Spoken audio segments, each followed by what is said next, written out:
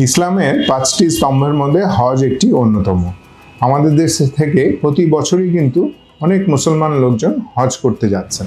এই হজ যাত্রীদের আমাদের এই একেগ্রা হেলথের পক্ষ থেকে আপনাদেরকে শুভেচ্ছা জানাচ্ছি এবং তারা যাতে সুস্থভাবে হজ পালন করতে পারে এই জন্য আমরা তাদেরকে কিছুটা গাইডলাইন দিতে চাচ্ছি। আসসালামু আলাইকুম, আমি ডক্টর চৌধুরী রাশেদুল মুগনি, আমি ডাইরেক্টর মেডিকেল সার্ভিস হিসেবে একেগ্রা হেলথে কাজ করছি। এখন এই হজের জন্য তো আমরা আসলে সবাই কিন্তু প্ল্যান করি। কেউ আমরা টাকা জমা দিচ্ছি, কেউ ভিসার জন্য দৌড়াচ্ছি, কেউ হোটেল বুকিং দিচ্ছি, কিন্তু আমরা আমাদের স্বাস্থ্যের জন্য কতটুকু সচেতন? কারণ হজ কিন্তু একটা দীর্ঘ দিনের ব্যাপার এবং পুরাটাই কিন্তু আমাদের শরীরের উপর দিয়ে যায়, স্পেশালি পায়ের উপর দিয়ে।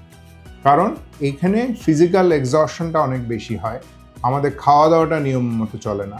সুতরাং আপনি হজে যাওয়ার আগে নিজেকে ফিট করা দরকার, কারণ এই হজে কিন্তু প্রচুর পরিমাণে হাঁটাহাঁটি করতে হয়। মানে এভারেজ ধরেন 15 থেকে 20 কিলোমিটার। সুতরাং আপনি হজে যাওয়ার আগে কিছু নিয়ম আপনি যদি আগে থেকে মেনে চলেন তাহলে আপনার হজটা আপনার জন্য সহজ হয়ে যাবে। যেমন আপনি যদি হজে যাওয়ার আগে থেকে 1 মাস থেকে যদি আপনি রেগুলার হাঁটা প্র্যাকটিস করেন তাহলে কিন্তু আপনার হজটা সহজ হয়ে যাবে, তখন হাঁটতে কষ্ট কম হবে। আবার যারা বিভিন্ন রোগে ভুগছেন, যেরকম ডায়াবেটিস, প্রেশার, কিডনির সমস্যা, হার্টের সমস্যা, এগুলোতে যারা ভুগছেন তারা আপনার হজে যাওয়ার আগে এগুলো পরীক্ষা করে ডাক্তারের পরামর্শটা নিয়ে নেবেন। কারণ সেই সময় কিন্তু আপনি যদিও সেখানে ডাক্তার থাকে, তারপরেও আপনার ডায়াবেটিসটা যদি কন্ট্রোলে না থাকে, প্রেশারটা যদি কন্ট্রোলে না থাকে, তাহলে কিন্তু আপনি হজে মাঝ রাস্তায় অসুস্থ হয়ে যেতে পারেন। আরেকটা জিনিস হচ্ছে, আপনি যেই খাবার দাবারটা খাবেন সেটা কোনটা খেলে আপনার জন্য ভালো হবে, কারণ ওখানে কিন্তু আপনি চাইলেই বাসার মতো সব খাবার পাবেন না। ওখানে যেসব খাবারগুলো পাওয়া যায় সেগুলোর মধ্যে বেশিরভাগই শরবত জাতীয়, এবং যারা ডায়াবেটিস রুগী আছেন তাদের জন্য যেটা খুবই খারাপ জিনিস।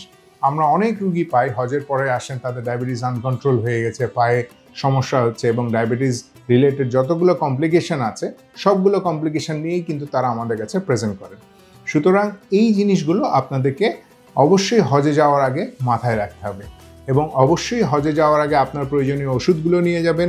যারা ডায়াবেটিস রুগী রয়েছেন তারা একটা গ্লুকোমিটার সাথে রাখবেন, এবং তারা যেই জুতা পরে যাবেন একটা কমফোর্টেবল শু অথবা স্যান্ডেল হতে হবে। অবশ্যই কোনো ধরনের নতুন জুতা কিনে নিয়ে যে আমি এই একটা জুতা কিনে নিলাম, আমি যে এটা হজে ওটা পরবো, এটা কখনোই করবেন না। কারণ আপনি যদি ওই জুতাতে পরে অভ্যস্ত না হন, আমরা কি হয়, নতুন জুতা কিনলে পায়ে ফোসকা পড়ে না প্রথম দিন, সেটা যাতে আপনার হজের দিন যেয়ে যাতে না হয়। সুতরাং আপনি একটা জুতা যেটা ইউজ টু হয়ে যাবেন এরকম একটা কমফোর্টেবল জুতা বা স্যান্ডেল নিয়ে যাবেন, এবং অবশ্যই যারা ডায়াবেটিস রুগী আছেন তাদের পায়ের স্বাস্থ্যের দিকে খেয়াল রাখবেন। আশা করি আপনারা সুস্থভাবে হজ পালন করে আসুন। সবার জন্য শুভকামনা। ধন্যবাদ।